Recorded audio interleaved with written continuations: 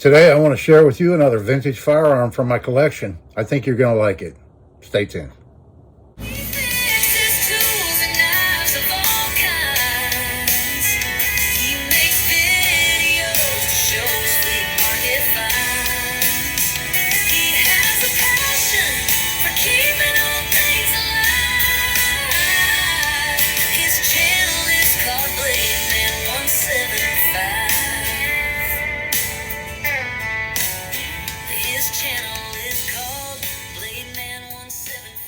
Hello everybody, and thanks for coming back for another video. This is Dave and I'm glad you're with me out here in the shop today, and I thought I'd share with you another gun out of my collection.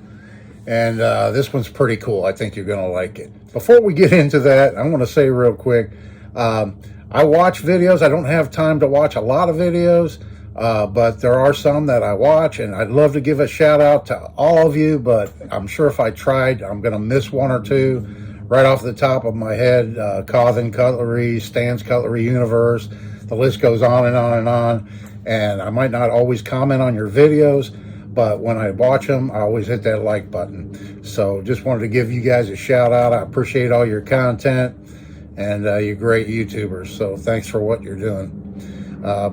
We'll get into this gun here today, and this one is kind of near and dear to my heart. It's been around since I was a kid. My great aunt and uncle originally owned this gun, and then my dad got it, and then I got it. And what it is it's a kind of a copy, or it's very similar to a Stevens number 35 that were produced back in the early 1900s. 22 caliber, single shot, tip-up barrel. And there's some differences. This one has a hooded front sight.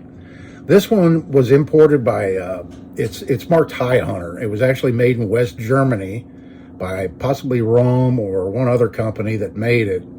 But High Hunter was an importer back in the 50s and 60s. I think they ran into some legal problems, mail fraud charges or something like that, and went out of business. I think they were bought out by, or their company was taken over by Hawes.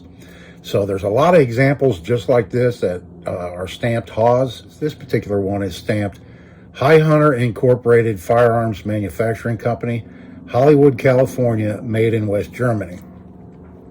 It sports an 8-inch bull barrel, hooded front sight there, and it has a half cock and a tip-up barrel with an ejector that comes out. And I was trying to fool around with my camera trying to get a shot of the bore. And so here's the best picture I could come up with for that. But yeah, you can see it. It has a nice bright bore, very good rifling in it. And this belonged to my great aunt and uncle. And this one was probably from the 50s, maybe even the early 50s, due to the fact it has a very low serial number. I think a lot of the Hawes stamped guns were some type of a pot metal frame. This one here, I believe, is steel. It's a chrome-plated steel frame, and it's very accurate, let me tell you right now.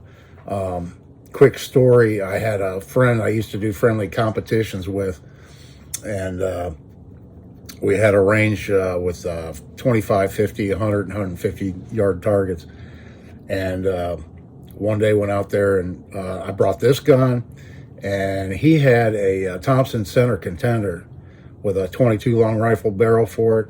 I, at the time, had a 22 Thompson Center Contender also with 4 barrels, but the smallest barrel I had was a 22 Magnum. So I had this 22 long rifle, and he had his Thompson Center Contender, and at 25 yards, I outshot him with this gun. It is very accurate. I gotta be careful what I say on YouTube, or I get demonetized. But there's some grips that are a little cracked and stuff for it. I think they marketed these as a belt pistol, or it's a target pistol, but I think they marketed them as a belt pistol. But a really great target pistol, and like I said, this one in particular is very accurate. Now, when my dad gave me this, he hadn't done anything to it, but there again, I got to be careful what I say, but it had a hair trigger, and it was kind of dangerous. It was that much of a hair trigger. So we got that all fixed, and now it's a very light trigger pull, but it's not a hair trigger, and it's just a really cool piece of vintage history. Let's see, I might be able to get the markings there on camera. I'm not sure. I'll try and zoom in on that later and see if you can see that. Originally, the front sight was red. They had red paint on it. I played around with some different colors. I had like a fluorescent green. I put this white dot on here not too long ago, and that really helps a lot in your sighting with that white dot there. Yeah, the finish is really nice. It has these beautiful rosewood handles, and it's just a really cool vintage piece of history right here. So yeah, it is chambered for the 22 long rifle, but I have shot the Calibri shells in it, the 22 caliber Calibri shells, or Calibri, or however you pronounce it. I'll put it right down here. I guess those are still available. I bought a couple of cases of them years ago, and I still have quite a few. So it's a lot quieter using those shells because it's basically just the primer. There's no powder in them.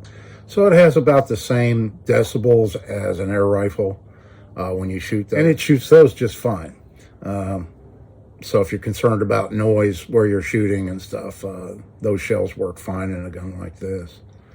Other differences between this and a Stevens, other than the price of them, the trigger guard's a little bit different back here on one, and then the Stevens, I don't think I've ever seen one with a hooded front sight on it, although they marketed them as target pistols also, but they don't have the hooded front sight like this one does. The bluing's in pretty good shape. It's not perfect. It's showing a little wear on it here and there. And what a beautiful morning we're having here, folks. Man, it's just absolutely beautiful weather here. I hope it's nice where you're at. What else can I say about this? So it has this very nice rear sight. It's a ladder type rear sight, adjustable for elevation, and it's windage adjustable through the drift and the dovetail there. And it has really nice checkering on the hammer. And to open it, you just simply put it on half cock, and then you push this button right here and tip up the barrel. And the ejector works perfectly. Everything works like the day it was made. So yeah, just a quick look at this vintage old piece here out of my collection. I thought maybe you'd enjoy it. Let me know what you think down in the comments. I've got plenty more to show you if you're interested. Let me know. And in the meantime, I hope everybody's having a great day today. It's Friday, and I hope you have a great weekend. And you come back and join me on Monday for another episode of the Grab Bag series. That'll be Monday. And if you're not familiar, the Grab Bag series is where I blindly reach into a bag full of pocket knives that need all kinds of work, and I pull out a big old handful, and then that's what I work on that day. So Monday morning, I've got a batch. I can't remember. It's probably 7 because that's usually what I pick. And I've got 7 knives here to work on starting Monday morning. We'll get on those, and hopefully some of those will turn out really nice, and you'll enjoy that video. So come back and join me for that. Like, share, subscribe, all that good stuff. You know I really appreciate that too. This is Dave. See you in the next one.